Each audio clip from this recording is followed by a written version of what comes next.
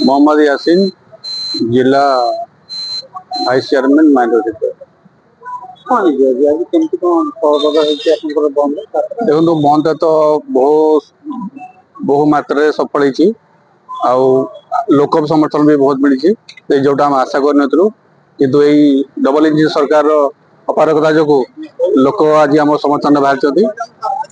लोक मान धन्यवाद देवी एते मात्रा आम बंद को सक्सेस करने हाथ बढ़ाई। संगीता सिंह संयोजिका जिला कांग्रेस आज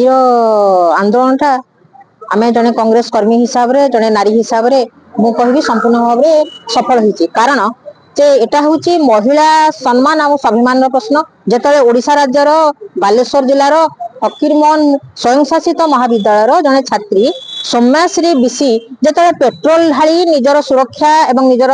इज्जत रखी जेतले तार इज्जत रक्षा पाई जेतले आपनकर जिला प्रशासन ठारू पुलिस प्रशासन ठारू राज्य मुख्यमंत्री ठारू शिक्षा मंत्री ठारू बालेश्वर सांसद ठारू बालेश्वर विधायक पर्यंत जेतले समस्त निकट में से न्याय भिक्षा पाई कानी पातिचंती नेहुरा होइचंती जुहारी होइचंती तथापि तांकू न्याय देवा पाई